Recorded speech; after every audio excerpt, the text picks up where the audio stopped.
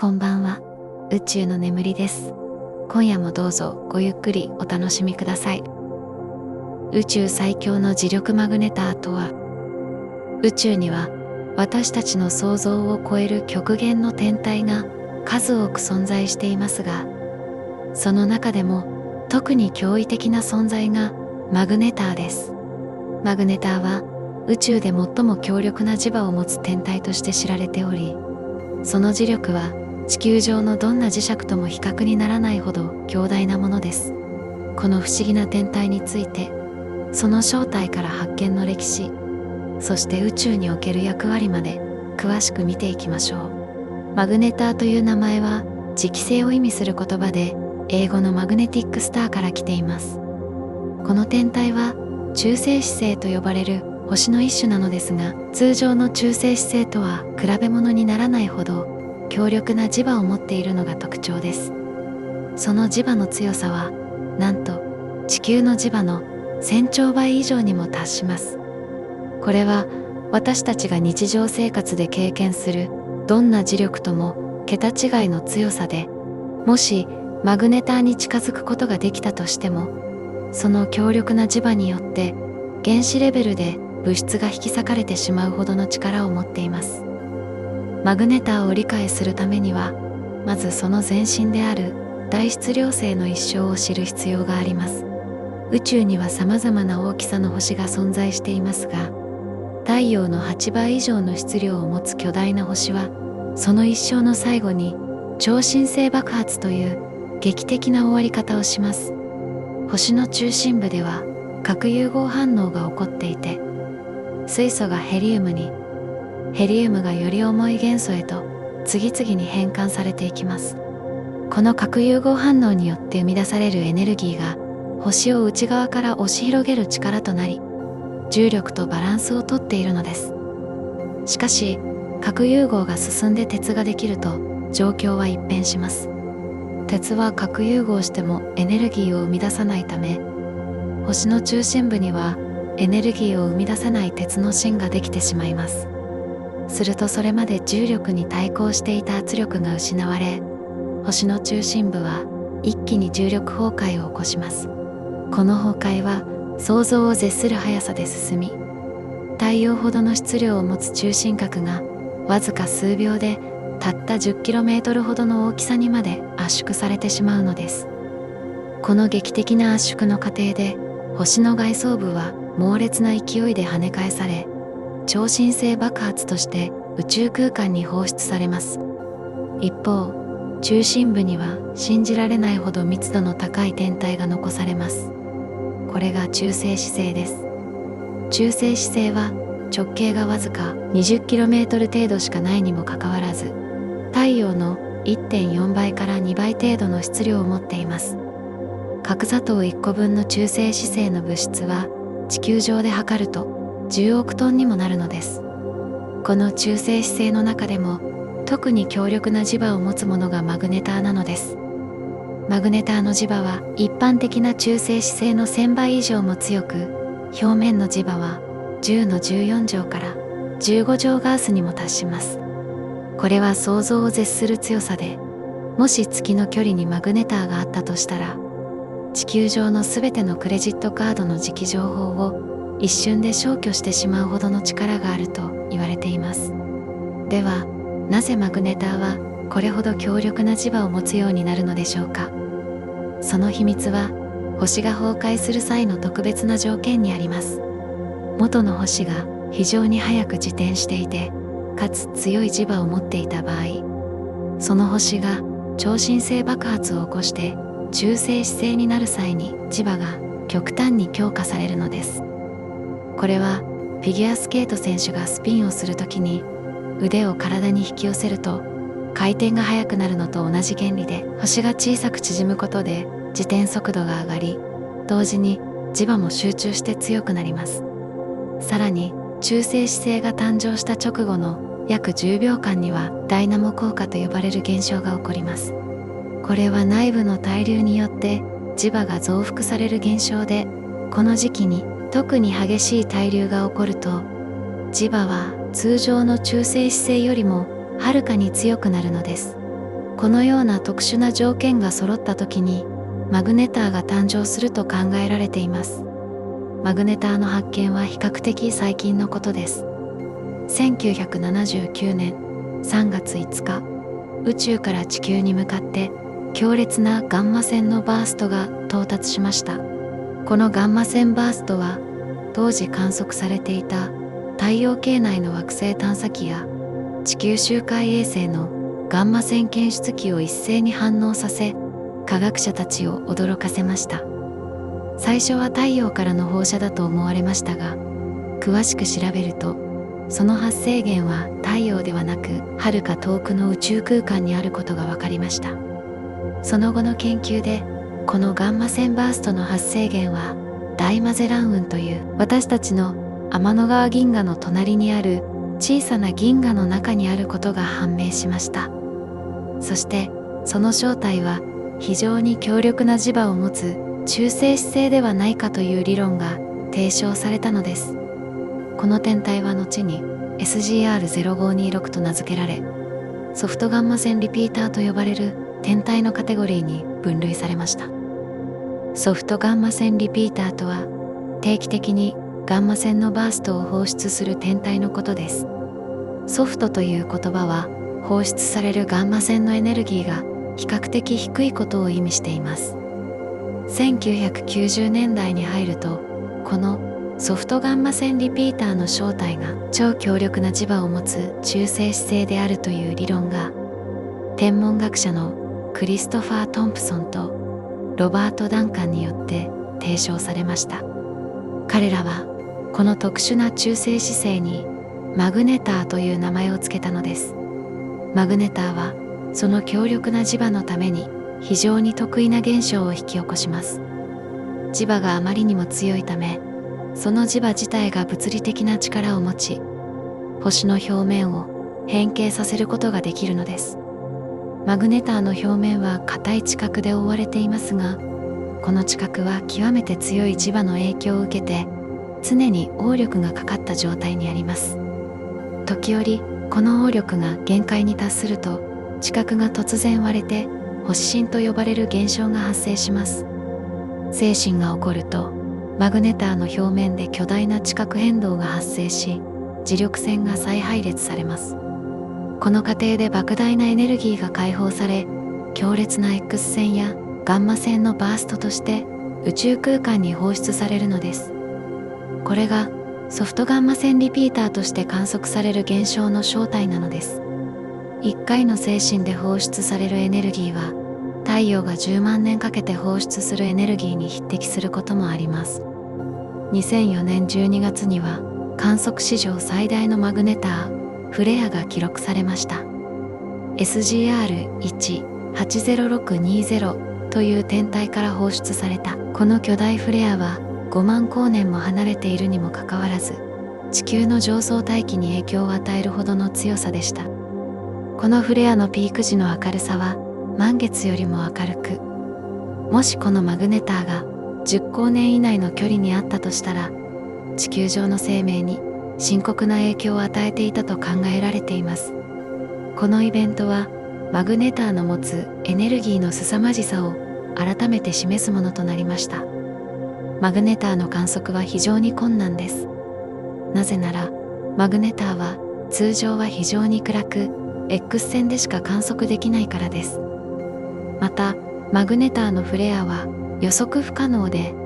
いつ起こるかわからないため継続的な監視が必要になります。現在世界中の X 線天文衛星がマグネターの観測に使用されており、 NASA のチャンドラ X 線観測衛星や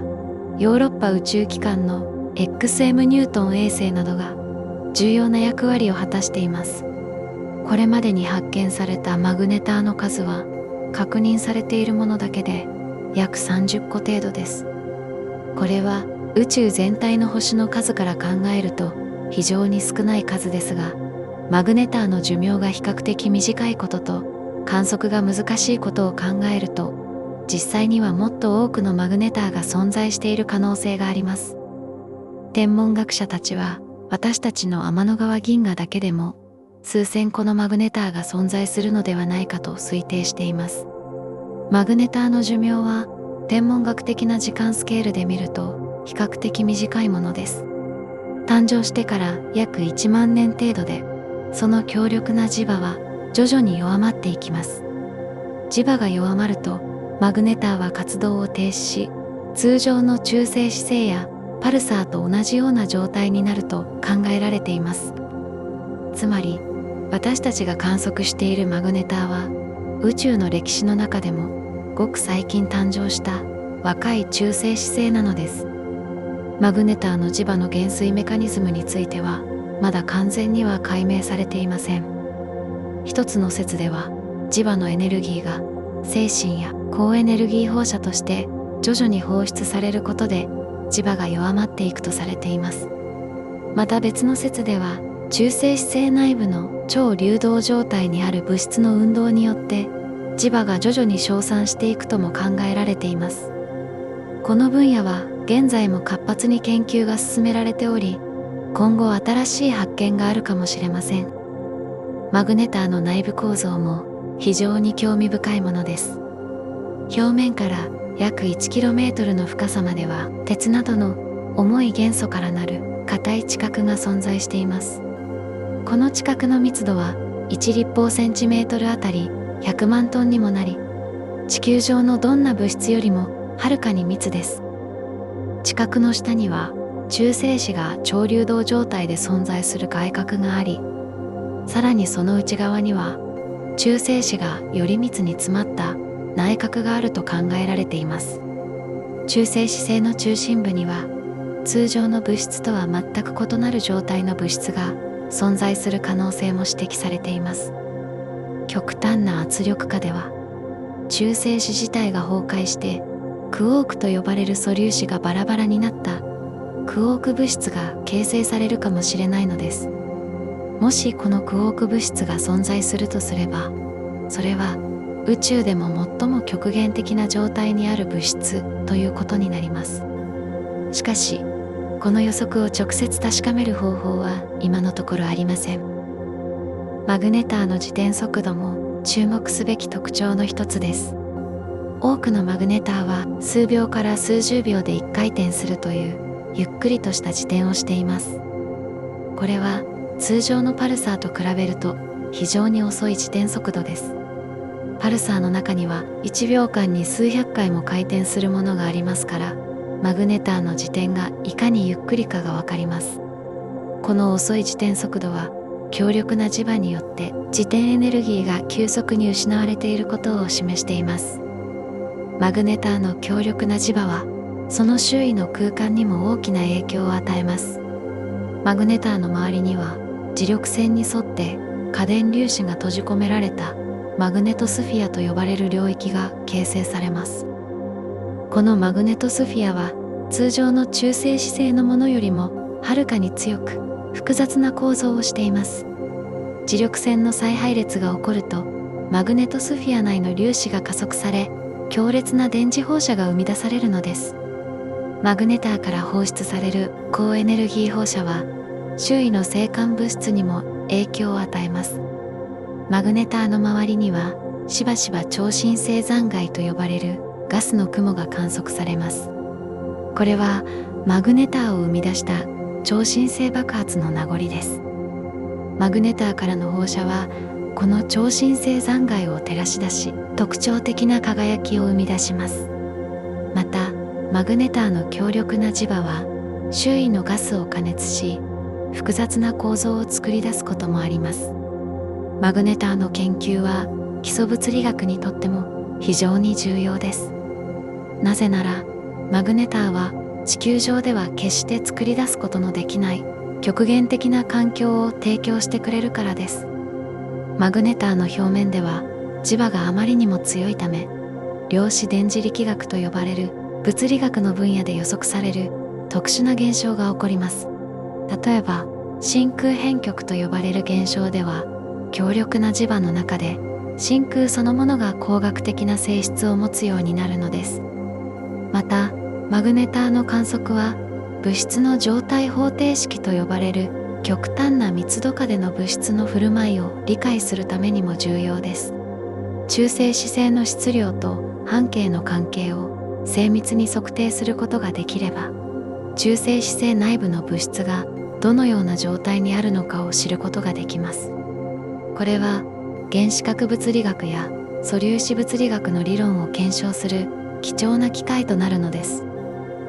マグネターと他の天体との関係も天文学者たちの興味を引いています。特にガンマ線バーストと呼ばれる宇宙最大規模の爆発現象との関連が注目されています。ガンマ線バーストには継続時間の短いショートバーストと長く続くロングバーストの2種類があることが知られています。ショートバーストの一部はマグネターが関係している可能性が指摘されているのです。2020年4月には私たちの天の川銀河内のマグネター SGR から高速電波バーストと呼ばれる短い電波パルスが検出されました。高速電波バーストはこれまで遠方の銀河からしか観測されていなかった謎の現象でしたが、この発見によって少なくとも一部の高速電波バーストはマグネターが起源である可能性が示されました。この発見は長年の謎を解く重要な手がかりとなり、天文学界に大きな興奮をもたらしました。マグネターの磁場の強さを実感するためにいくつかの比較をしてみましょう。冷蔵庫に貼る磁石の磁場は約100ガウスです。地球の磁場は約 0.5 ガウスで磁石よりもずっと弱いものです。医療用の MRI 装置は約1万から3万ガウスの磁場を使用しています。これでも日常生活では非常に強い磁場ですが、マグネターの表面磁場は10の15乗ガウス、つまり1000兆ガウスにも達するのです。これは地球の磁場の2兆倍、MRI 装置の数千億倍という途方もない強さです。もし人間がマグネターに近づいたらどうなるでしょうか。実はマグネターに近づくずっと手前で重大な問題が起こります。マグネターの磁場は 1000km 離れた場所でもまだ10億ガウスという強さがあります。この程度の磁場でも原子の電子軌道が歪められ、通常の化学結合が維持できなくなってしまいます。つまり人間の体を構成する分子が文字通りバラバラになってしまうのです。これは放射線による被曝などとは比較にならない即座に起こる破壊的な現象です。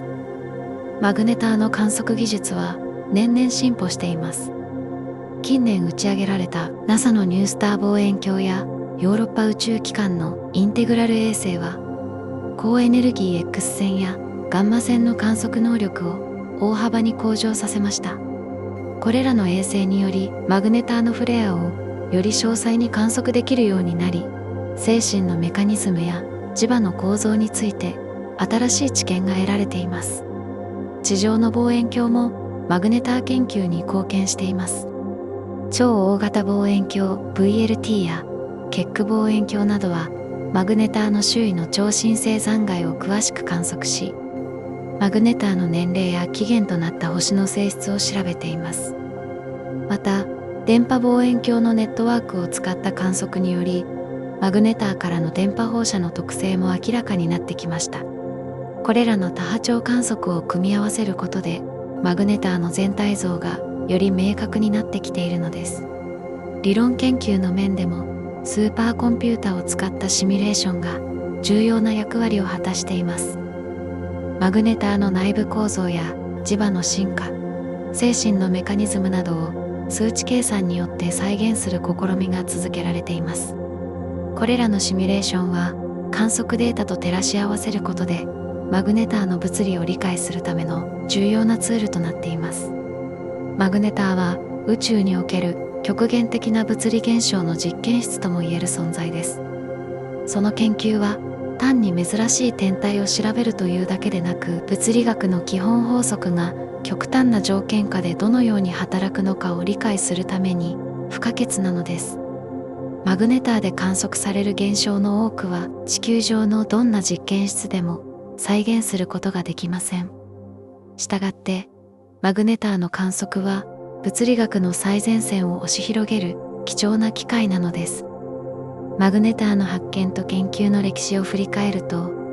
宇宙には私たちの想像を超える現象がまだまだ隠されていることがわかります。1970年代後半まで天文学者たちはマグネターのような天体の存在を予想していませんでした。中性子星の理論は1930年代から存在していましたが、それほど強力な磁場を持つ天体が実在するとは考えられていなかったのです。科学の進歩はしばしば予想外の発見から始まります。マグネターの場合も偶然観測されたガンマ線バーストが新しい種類の天体の発見につながりました。これは宇宙を継続的に観測し続けることの重要性を示しています。いつ、どこで、どんな新しい現象が観測されるか分かりません。だからこそ、世界中の天文台が24時間体制で宇宙を監視し続けているのです。マグネターの研究は国際的な協力によって進められています。アメリカ、ヨーロッパ、日本、中国など世界中の研究機関が協力して観測を行い、データを共有しています。マグネターのフレアは予測不可能ですから、世界中の望遠鏡が協力して継続的に監視することが重要なのです。一つの望遠鏡が重要なイベントを検出したら、すぐに他の望遠鏡にも通知され、様々な波長で追観測が行われます。マグネターの研究にはまだ多くの未解決の問題が残されています。例えば、なぜある中性子星はマグネターになり、別の中性子星は通常のパルサーになるのか、その境界を決める条件は何なのか、完全には理解されていません。また、マグネターの磁場がどのように時間とともに進化していくのか、その詳細なメカニズムもまだ謎に包まれています。さらに、マグネターと超新星のタイプとの関連も興味深い研究テーマです。超新星には様々なタイプがあり、それぞれ異なる爆発メカニズムを持っています。どのタイプの超新星がマグネターを生み出すのか、あるいは元の星のどのような性質がマグネターの形成に重要なのか、これらの問いに答えるためには、さらなる観測と理論研究が必要です。マグネターの年齢を正確に決定することも重要な課題です。マグネターの多くは超新星残骸の中に見つかりますが、その超新星爆発がいつ起こったのかを正確に知ることは簡単ではありません。超新星残骸の膨張速度を測定したり、周囲の星間物質との相互作用を調べたりすることで、年齢を推定する試みが続けられています。マグネターの年齢がわかれば、磁場の減衰速度をより正確に知ることができ、マグネターの進化を理解する上で大きな助けとなります。マグネターと連星系の関係も注目されています。多くの星は単独ではなく、2つ以上の星が互いに周回する連星系として存在しています。もしマグネターが連星系の一部として誕生したとしたら、その後の進化はどうなるのでしょうか。マグネターの強力な磁場や高エネルギー放射は晩星にどのような影響を与えるのでしょうか。これらの問いに答えることは、星の進化全般を理解する上でも重要です。将来の観測計画もマグネター研究にとって期待が持たれています。NASA は新しい X 線天文衛星の計画を進めており、これによってマグネターをより高い感度と時間分解能で観測できるようになると期待されています。また、次世代の電波望遠鏡であるスクエアキロメートルアレイが完成すれば、マグネターからの微弱な電波放射を詳しく調べることができるようになるでしょう。重力波の観測もマグネター研究に新しい視点をもたらす可能性があります。マグネターで大規模な星震が起こると、時空の歪みである重力波が発生する可能性があります。この重力波を検出できれば、マグネターの内部構造や星震のメカニズムについて全く新しい情報が得られるかもしれません。現在の重力波検出器の感度ではまだマグネターからの重力波を捉えることは難しいですが、将来の検出器の性能向上に期待が寄せられています。マグネターの研究は宇宙物理学だけでなく他の分野にも影響を与えています。例えば材料科学の分野ではマグネターの地殻がどれほどの強度を持つのかという問題が興味を持たれています。マグネターの地殻は宇宙で最も強い固体物質である可能性があり、その破壊強度は地球上のどんな材料よりもはるかに大きいのです。このような極限的な材料の性質を理解することは将来の材料開発にも示唆を与えるかもしれません。プラズマ物理学の分野でもマグネターは重要な研究対象です。マグネターのマグネトスフィアは極端に強い磁場中のプラズマの振る舞いを研究するための天然の実験室となっています。地球上の核融合炉の設計においても強磁場中のプラズマ制御は重要な課題ですから、マグネターの研究から得られる知見は将来的にはエネルギー問題の解決にも貢献する可能性があります。マグネターは宇宙の進化においても重要な役割を果たしている可能性があります。マグネターからの高エネルギー放射は周囲の星間物質を加熱し電離させます。これによって新しい星の形成が促進されたり逆に抑制されたりする可能性があります。またマグネターから放出される高エネルギー粒子は銀河全体の化学組成や放射線環境にも影響を与えているかもしれません。宇宙線と呼ばれる高エネルギー粒子の起源としてもマグネターは有力な候補の一つです。宇宙線は地球に常に降り注いでいる高エネルギーの原子核や素粒子ですが、その起源は長年の謎でした。マグネターの強力な磁場は粒子を非常に高いエネルギーまで加速することができるため、宇宙船の少なくとも一部はマグネターから来ている可能性があります。マグネターの存在は生命の可能性についても考えさせられます。もし地球がマグネターの近くにあったとしたら、その強力な放射線によって地球上の生命は生存できなかったでしょう。逆に言えば、生命が存在するためにはマグネターのような危険な天体から十分に離れている必要があるということです。これは宇宙における生命の分布を考える上で重要な制約条件となります。私たちの太陽系の近くにマグネターは存在しないため、直接的な危険はありません。最も近いマグネターでも数千光年以上離れています。この距離があればマグネターのフレアが起こっても地球に影響はありません。しかし、もし数百万年前に太陽系の近くでマグネターが誕生していたら、地球の歴史は大きく異なっていた可能性があります。マグネターの研究を通じて私たちは宇宙の多様性と複雑さを理解することができます。宇宙には想像を超える極限的な環境が存在し、そこでは私たちの日常的な経験からは想像もつかない物理現象が起こっています。マグネターはその一例に過ぎません。これらの天体が放つ強力な磁場は原子の構造さえも歪めてしまいます。通常原子内の電子は球形の軌道を描きますが、マグネターの近くでは電子軌道が細長く引き伸ばされ、原子そのものが円筒形に変形してしまうのです。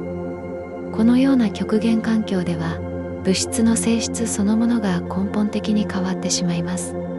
さらに興味深いのはマグネターが宇宙の進化において果たしてきた役割です。これらの天体から放出される高エネルギー放射線は周囲の星間物質を電離し、新しい星の誕生を促進したり逆に抑制したりする可能性があります。またマグネターのバーストが宇宙線の起源の一つである可能性も指摘されています。地球に降り注ぐ宇宙線の一部は遥か彼方のマグネターから送られてきた使者なのかもしれません。マグネターの研究は単に珍しい天体を観察するだけでなく、物理学の限界に挑戦することでもあります。実験室では決して再現できない超高密度、超高温、超強磁場という条件下で物質がどのように振る舞うのか、その答えを教えてくれるのがマグネターなのです。私たちの宇宙は想像を絶する多様性に満ちています。マグネターのような極限天体の存在は、宇宙がいかに創造的で予測不可能で、そして美しいかを私たちに思い出させてくれます。科学の探求は続き、まだ見ぬ脅威が私たちを待っているのです。ここからは癒しのソルフェジオ周波数でリラックスしてお休みください。